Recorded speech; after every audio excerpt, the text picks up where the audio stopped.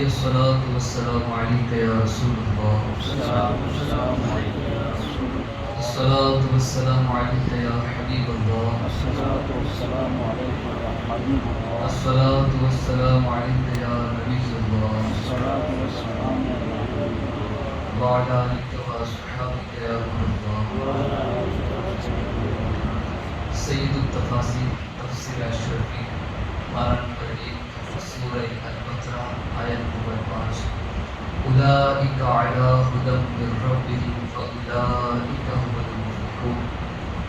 وہ ہیں ہدایت پر اپنے پروردگار کی طرف سے اور وہی کامیاب ہے۔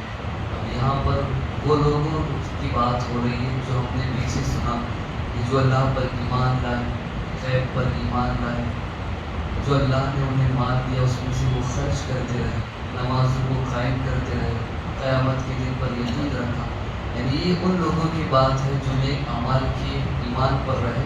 یہ ان کی بات ہے کہ وہ ہدایت پر ہے اپنے پروردگار کی طرف سے، اور یہی لوگ کامیاب ہیں۔ اور کامیابی سے مراد کون سی کامیابی ہے؟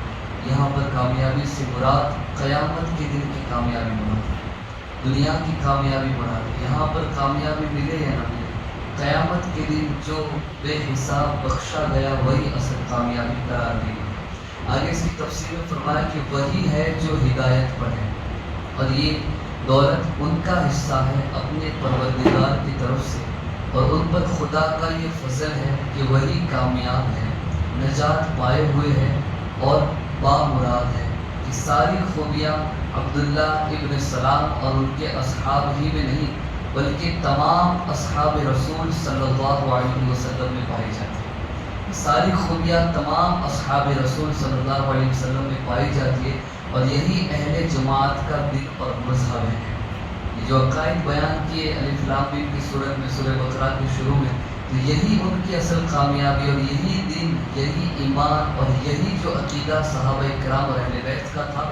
تو اب ہمیں بھی اسی عقیدے کے اوپر رہنا ہے اگر کامیابی چاہتے ہیں۔ آیت نمبر 6، ان الذین کفروا سواء علیہم اانذرتہم ام لم تنذرہم لا یؤمنون۔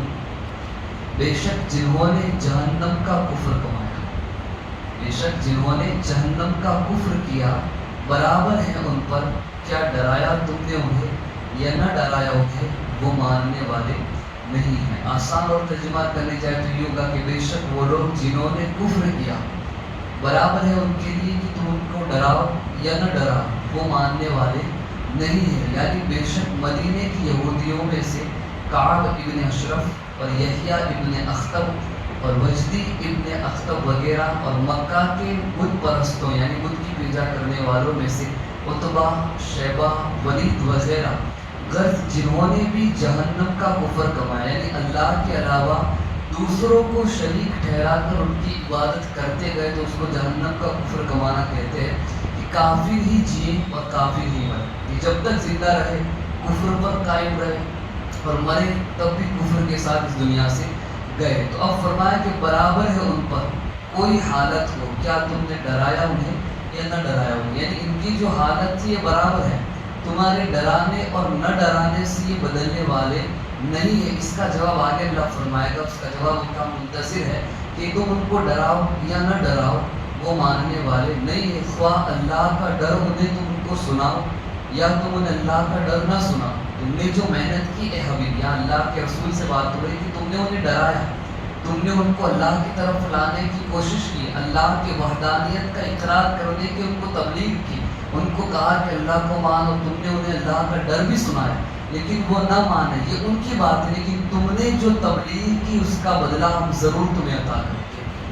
تم نے جو محنت کی ہے، تم نے جو ان کی اصلاح کی، یہ رائے گا نہیں جائے گی۔ یہ الگ بات ہے کہ ان کا کفر کا، ان کا تمہاری تبلیغ کا ان کو کوئی نفع نہیں ہوا، اس لیے کہ انہوں نے تمہاری کوئی بات نہیں مان، لیکن ہم تمہیں نفع سے محروم نہیں رکھیں گے۔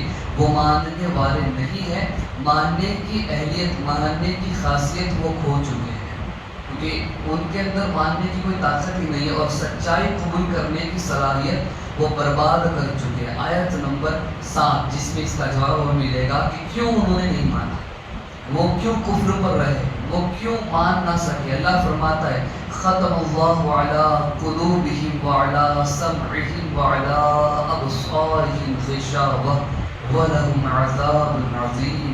مہر لگا دی اللہ نے ان کے دلوں پر، اللہ نے ان کے دلوں پر مہر لگا دی، اور ان کی سماعتوں پر یعنی ان کے کانوں اور ان کے دلوں پر اللہ نے مہر لگا دی ہے، اور ان کی آنکھوں پر گہرا پردہ ہے، اور اللہ نے ان کے لیے بہت بڑا عذاب تیار کر کے رکھا ہے. اب اس کی تفسیر ہم سنتے ہیں.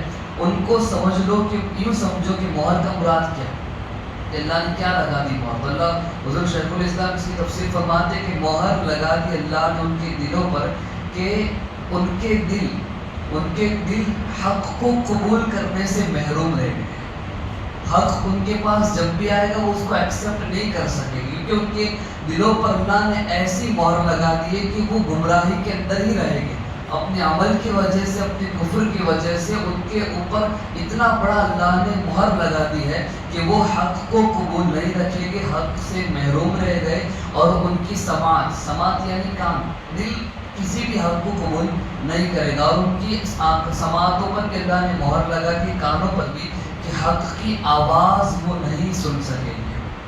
اللہ نے ان کی سماعتوں پر، ان کے کانوں پر ایسا پردہ رکھا ہے کہ جب بھی کوئی حق سنانے والا ان کو حق سنائے گا، اس اثر، اس آواز کا، اس بات کا، اس خوف کا ان کے کانوں پر کوئی اثر نہیں ہوگا. اس لیے کہ اللہ نے ان کے کفر کی وجہ سے ان کے اوپر یہ مہر لگا دی ہے کہ یہ کفر ہی کے اوپر مرے گا، ہمیشہ جہنم میں رہے گا. اس کا مطلب یہ کہ اللہ نے ان کے دلوں پر اور ان کے کانوں کے اوپر پردہ رکھا ہے، مہر لگا دی ہے. اور آگے فرمایا ہے کہ اور ان کی آنکھوں پر گہرا پردہ ہے. اس کا مطلب یہ ہے کہ اندھوں کو حق سوجا نہیں جاتا.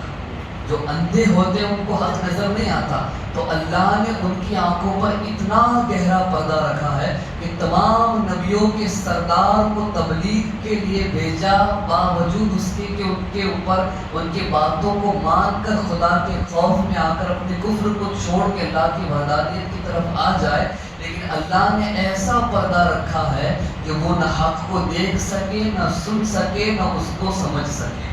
اللہ نے ایسا ان پر پردہ رکھا ہے. پھر اللہ فرماتا ہے کہ اللہ نے ان کے لیے کیا تیار رکھا ہے؟ سب سے بڑا عذاب اللہ نے ان کے لیے تیار رکھا ہے. اور انہی جیسوں کے لیے، یعنی ایسے ہی جو عتبہ، شیبہ، یہودی، جتنے بھی بڑے بڑے مکہ اور مدینے کے یہودی اور کفار گزرے ہیں، ان کے لیے تو یہ ہے ہی، لیکن قیامت تک وہ کفر کرنے والے، وہ شرک کرنے والے جو دنیا کے اندر کفر اور شرک پر قائم رہے، ان کے پاس ماحول بنا تھا کہ وہ آ جائے لیکن نہ آ سکے، کفر پر مرے، تو یوں سمجھ لو کہ یہ وہی لوگ ہیں جن پر اللہ نے مہر لگا دی ہے. یہ وہی لوگ ہیں جن پر اللہ نے مہر لگا. انہیں کی بات اللہ فرماتا ہے کہ انہی جیسوں کے لیے خدا کا عذاب ہے، اور وہ بھی معمولی عذاب نہیں ہے بلکہ بہت بڑا، جس کی سختی کا اندازہ کوئی نہیں لگا سکتا. اتنا بڑا عذاب اللہ تبارک و تعالیٰ نے ان لوگوں کے لیے تیار رکھا ہے. تو اللہ تبارک و تعالیٰ کی بارگاہ میں دعا ہے کہ مالک